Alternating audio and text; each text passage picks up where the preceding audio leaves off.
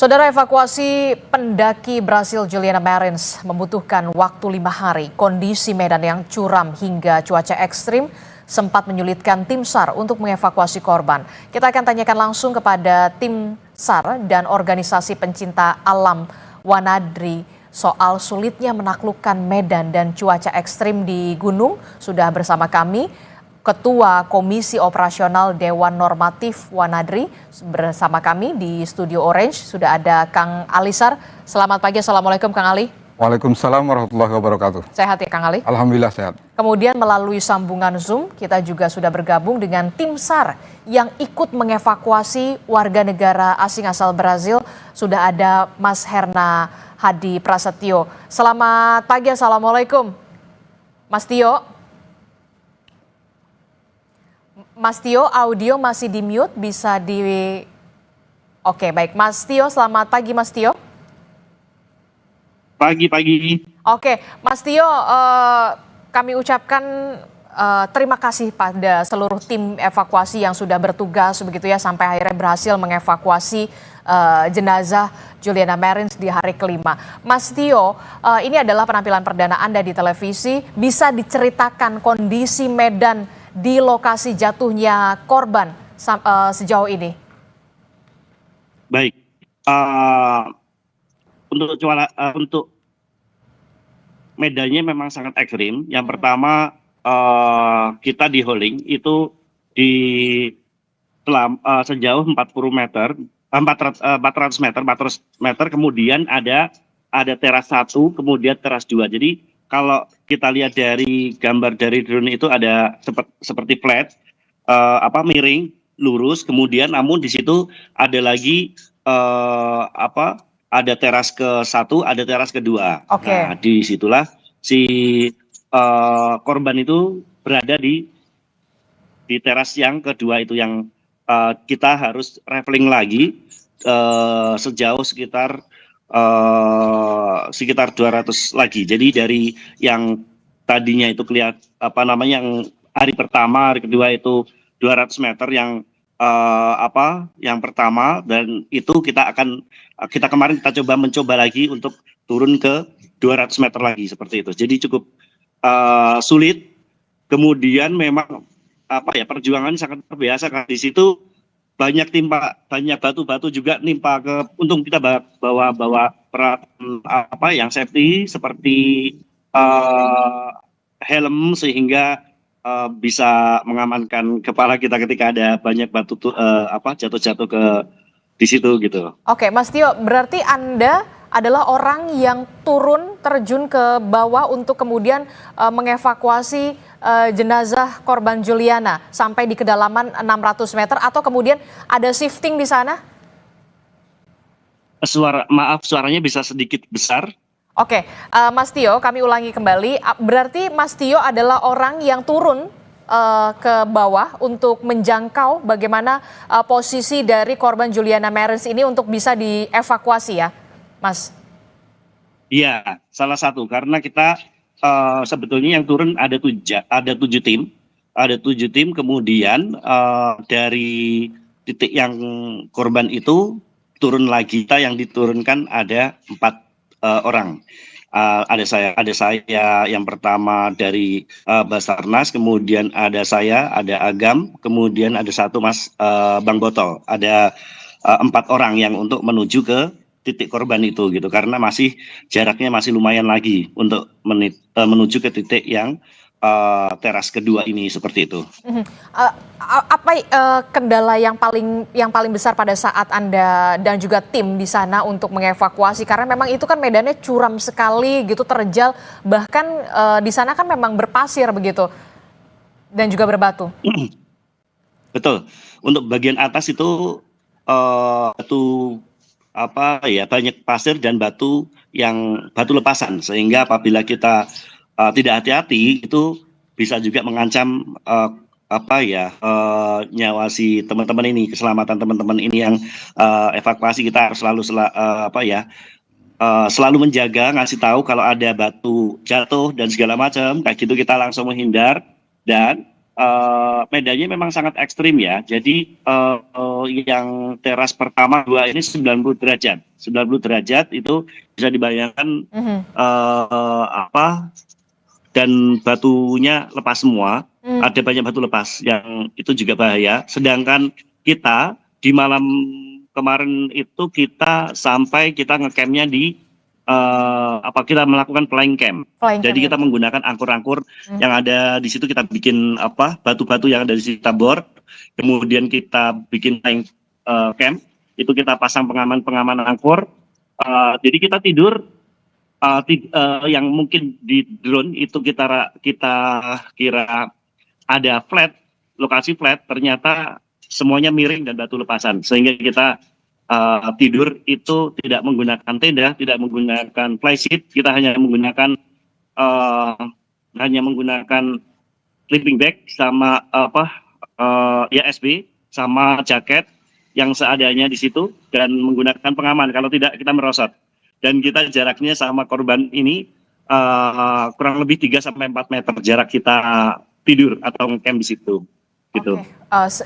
Saya tidak bisa membayangkan. Dan cuacanya sering di situ berubah sering kabut, cepat sekali, sehingga itu menjadi tantangan tersendiri dalam proses evakuasi. Cuacanya tuh tiba-tiba berkabut, kemudian angin kencang atau seperti apa, bisa diceritakan, Mas Tio? Lebih ke kabut tebal sih, kabut tebal. Oke, jadi memang kabut jadi jarak pandang kita melakukan rappelling dan itu jarak pandang kita sangat tipis gitu. Oke, jadi kemudian ada kendala kabut tebal yang kemudian menghalangi pandang atau jarak pandang ketika Anda dan juga bersama tim ini tengah melakukan rappelling untuk kemudian menjangkau titik dari korban Juliana. Saya ke Kang Alisar. Kang Alisar, ini kalau kita lihat ya, Gunung Rinjani ini kan ketinggiannya saja 3.726 mdpl begitu, dan jadi salah satu gunung yang banyak sekali diminati oleh wisatawan asing. Selain juga pendaki dari lokal begitu ya, tapi wisatawan asing, pendaki-pendaki profesional juga banyak sekali datang ke sana. Lebih banyak bulenya bahkan kalau ke sana. Nah, apa yang kemudian harus disiapkan sebenarnya? Karena kalau tidak salah, gunung itu kan juga memang ada grade-grade-nya. Standar operasional prosedurnya seperti apa untuk evakuasinya sebenarnya? Baik, terima kasih. Pertama-tama kami dari Wanadri mengucapkan bela sungkawa kepada korban dan keluarganya. Terus yang kedua, kami sangat mengapresiasi tim SAR yang menjadi atensi daripada pemerintah Indonesia, baik dari pusat, daerah, unsur SAR, Basarnas, TNI, Polri, dan kita wajib mengapresiasi itu karena alhamdulillah telah berhasil mengevakuasi korban sampai ke rumah sakit. Betul. Itu satu. Kemudian pertanyaan Mbak Lesa tadi, kami dalam melakukan kegiatan di alam terbuka, kita harus sadar betul ada 2 faktor.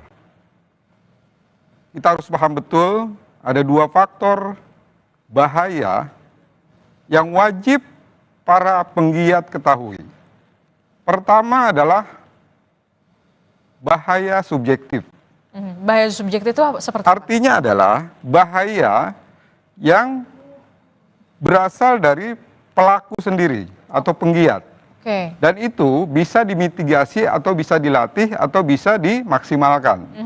Yang kedua adalah bahaya objektif atau objective danger. Itu berasal dari faktor eksternal, yaitu alam terbuka. Yeah. Nah, kita para penggiat harus paham betul dan sadar betul kalau kita berkegiatan di alam terbuka harus paham betul 2 bahaya tersebut. Okay. Nah, artinya apa yang bisa kita siasati dalam 2 bahaya tersebut? Untuk bahaya subjektif yaitu subjektif danger, kita bisa mitigasi dengan cara persiapan berlatih, baik fisik, pengetahuan maupun mental. Kemudian yang kedua, yang bahaya objektif itu minim sekali kita bisa mitigasi karena itu menyangkut kepada faktor alam yang tidak bisa seperti tadi ceritakan oleh Mas Tio tadi. Saya membayangkan beberapa operasi SAR apalagi di Gunung Rinjani dan medan yang dekat puncak itu betapa sulitnya. Betul. Kita apresiasi tim SAR itu betapa sulitnya. Jadi Bahkan dengan metode lifting tersebut, pada posisi medan yang terbuka, minim vegetasi untuk menyelamatkan sendiri, tim penyelamat sendiri itu akan kesulitan. Ya, dan beresiko juga. Beresiko juga. Jadi bayangkan tantangan si penyelamat tersebut untuk menyelamatkan korban, kedua dia harus menyelamatkan dirinya sendiri dulu. Betul. Jadi itu faktor yang perlu dicatat di dalam tragedi ini. Jadi saya pikir kembali bahwa penggiat di alam terbuka kita harus betul-betul paham betul faktor apa yang akan kita hadapi.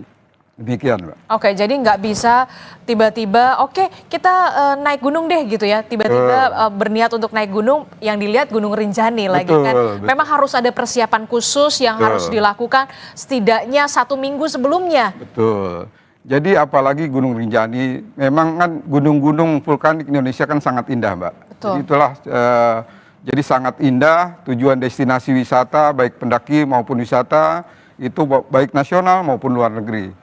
Kita bersyukur di Indonesia punya destinasi pendakian gunung yang sangat indah, terutama Gunung Rinjani. Itu sangat indah. Nah, kembali kepada persiapan tadi, jadi usahakan menggiat di alam terbuka, apalagi pendakian gunung, manjat tebing atau arung jeram segala macam. Kita di Wanadri biasanya dibekali 3 keterampilan. Pertama adalah physical skill atau kemampuan fisik. Oke. Itu pertama.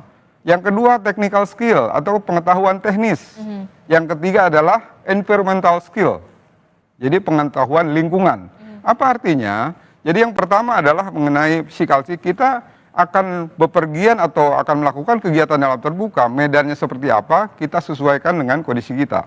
Kita harus melatih diri kita supaya kita siap secara fisik untuk melakukan kegiatan tersebut. Yang kedua, technical skill. Kita harus pelajari betul medannya seperti apa, seperti tadi, ketinggiannya berapa, cuacanya bagaimana, itu harus kita pelajari sebelumnya, agar apa? Kita minimal bisa memitigasi kendala-kendala yang akan kita hadapi. Nah, terakhir, yang environmental skill adalah kita harus sadar betul kita akan melakukan kegiatan di daerah mana. Jadi kemudian kita akan mendaki gunung, cuacanya akan dingin, cuaca berubah-ubah. Nah, dari hal tersebut, kalau kita pelajari dan kita miliki kemampuan tersebut, minimal kita bisa meminimalisir hal-hal yang tidak diharapkan. Demikian. Oke, jadi memang harus ada skill-skill tertentu. Betul, ya. Kemampuan fisik, kemampuan teknis, dan juga tadi environment ini yang tadi skillnya yang tadi yang harus dipenuhi begitu ya. Betul. Ini kan apa ya, kita lihat ini peristiwa terjadi pada hari Sabtu. Siapa sih yang mau ada peristiwa kecelakaan semacam ini begitu ya? Nggak ada yang mau. Tapi kemudian ini terjadi, kemudian di hari kelima baru bisa berhasil dievakuasi setelah tadi disebutkan oleh Mas Tio, salah satu tim yang juga turun ke bawah begitu ya untuk menjangkau korban dan bahkan sempat ngecamp di sana, melihat bagaimana kondisinya, seperti apa, betapa sulitnya. Tapi kemudian warganet kan kita tahu juga banyak sekali yang menggeruduk begitu ya akun-akun media sosial, bahkan akun media sosial Pak Prabowo yang mengatakan ya ini agak lambat dan segala macam. Nah, apa yang harus dievaluasi dari segi kita, dari sisi internal kita, pemerintah Indonesia, apa yang bisa dievaluasi dari sini, jangan sampai kemudian soal proses evakuasinya ini jadi permasalahan. Standarnya ini harus seperti apa? Baik, sebelum lari kepada pertanyaan tadi, kita harus evaluasi betul bahwa setiap para penggiat maupun para fasilitator harus camkan betul beberapa aspek yang harus diperhatikan. Pertama adalah persiapan. Persiapan pada pelaku dan fasilitator. Oke. Kemudian kedua, aturan main. Ya, aturan main di lokasi itu seperti apa? Itu harus betul-betul diperhatikan. Oke. Dan kedua adalah faktor kondisi alam yang harus diperhatikan, baik bagi pelaku maupun oleh fasilitator. Kemudian yang terakhir adalah yaitu tadi masalah daripada kesiapan pada semua. Nah, terkait pertanyaan Mbak tadi terkait kenapa lambat, yang paling paham adalah pelaku kegiatan dan kedua adalah tim yang berada di sana. Oke. Jadi itu kenapa masalah lambat segala macam, banyak faktor, banyak variabel yang menjadikan kenapa keterlambatan terjadi. Yang paling kalau saya analisa saya adalah faktor cuaca alam yang memang menghambat itu semua. Faktor cuaca dan alam. Betul. Jadi saya pikir fasilitas di Rinjani saya pikir sudah cukup bagus ya, Taman Nasional segala macam saya pikir dari cuma alam itu yang memang tidak bisa kita hadapi dengan gegabah. Oke. Itu seperti ya cuaca berubah-ubah seperti Mas Tio tadi katakan benar sekali, di gunung itu unpredictable cuacanya. Cepat sekali Hari berubah. ini biasa berapa detik bisa berubah. Oke. Itu satu. Kemudian jarak pandang, otomatis tim evakuasi nggak bisa merekomendasikan SOP atau cara evakuasi itu gegabah. Karena dia harus memperhatikan beberapa hal, selain menyelamatkan korban, dia juga harus memperhatikan safety daripada penyelamat itu sendiri. Nah, saya perhatikan kondisi korban jatuh di ketinggian 3.000 ke atas, kemudian dengan jurang 500, itu betapa sulitnya menganalisa medan tersebut. Karena tidak mungkin jarak pandang atau pandangan si korban terlihat langsung. Oke. Walaupun dengan beberapa alat yang diterjunkan, saya pikir dengan faktor ketinggian, medan yang cukup sulit, itulah beberapa hal yang mungkin ya menjadi kendala daripada tim kita untuk melakukan penyelamatan. Oke, Demikian. oke lah. Kita lihat memang cuaca berubah-ubah, ekstrim, kabut tebal, kemudian berpasir dan segala macam. Tapi kemudian yang jadi pertanyaan adalah sebenarnya standar keselamatan di masing-masing gunung ini seperti apa, begitu ya? Kementerian Pariwisata juga seperti apa koordinasinya dengan tim SAR dan segala macam gitu ya, khususnya karena kita tahu wisatawan asing di Gunung Rinjani banyak, Betul. banyak sekali begitu ya. Nah kalau kita mau berkaca di gunung-gunung di luar negeri lainnya yang sudah punya standar keselamatan yang cukup bagus gitu ya. Nah, bagaimana kemudian itu bisa diaplikasikan ke Indonesia? Baik. Jadi kan kita tren mendaki gunung kan terus naik ya Mbak ya di Indonesia ini. Dan pemerintah juga dan penggiat juga terus mengevaluasi hal-hal tersebut. Cuman yaitu tadi ada beberapa faktor yang memang terkendala tergantung situasinya di mana. Jadi memang di luar negeri fasilitatornya memang sudah cukup mumpuni, tapi notabene belum tentu juga mereka terhindar daripada musibah atau celaka. Kembali kepada alam yang akan menentukan kan gitu. Nah evaluasinya ke depan bagi kita, saya pikir koordinasi itu penting. Saya pikir Indonesia sudah punya institusi search and rescue yang cukup bagus dalam hal ini Basarnas. Tinggal bagaimana kita cara mengkoordinasikan lebih baik, mempelajari medannya segala macam, mempersiapkan tim teknisnya, mempersiapkan peralatan yang mendukung, yang mumpuni agar supaya begitu terjadi tragedi itu bisa cepat dilakukan penyelamatan. Jadi kalau menurut Anda perlu ada peningkatan koordinasi antara sektor pariwisata, SAR, BPBD ataupun Basarnas ini yang kemudian harus benar-benar diwujudkan begitu, jangan sampai kejadian sampai berhari-hari ini menjadi pelajaran juga buat kita. Betul, saya pikir koordinasi itu kan sudah cukup dilaksanakan ya. Cuman memang untuk mengambil keputusan evakuasi dalam kondisi medan yang cukup berbahaya, saya pikir itu perlu kajian atau keputusan atau koordinasi yang cukup maksimal agar supaya apa tindakan yang dilakukan tersebut sesuai dengan prosedur yang maksimal. Demikian. Oke, saya ke Mas Tio. Mas Tio masih bergabung bersama Kompas TV, Mas Tio?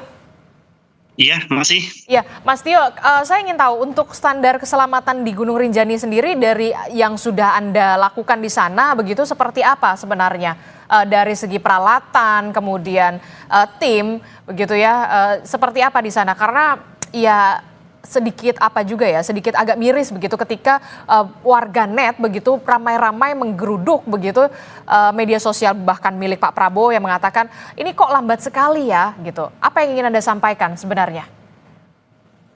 Baik, saya sendiri pendiri atau pegagas shelter emergency di Rinjani ini sudah ada di Pelawangan Sembalun dan ada di Danau. Ini sebetulnya shelter emergency ini juga fungsinya untuk penanganan emergency. Biasanya memang di situ untuk hipotermia, kemudian kecelakaan yang ringan itu biasanya memang langsung dievakuasi di shelter emergency. Kebetulan saya mendesain, kemudian yang shelter emergency ini sebetulnya sudah lama di Rinjani. Kebetulan waktu itu kebetulan saya juga di Jakarta mempersiapkan untuk pelatihan untuk tim Rinjani Squad yang saya bentuk juga, pelatihan terhadap masyarakat maupun untuk para guide untuk menambah kualitas mereka untuk teknik vertical rescue dan segala macam. Memang sebetulnya harusnya tanggal 26 itu saya berangkat dari Jakarta, namun karena kondisi sesuatu hal yang tidak kita harapkan terjadi lebih awal, yang saya jadwalkan tanggal 26 itu saya ngelatih mereka itu pada tapi waktu itu ternyata saya harus berangkat juga segera. Kemarin saya berangkat itu tanggal 2 hari yang lalu, dua hari yang lalu bersama Agam, dan saya langsung naik pesawat pagi jam 3 pagi.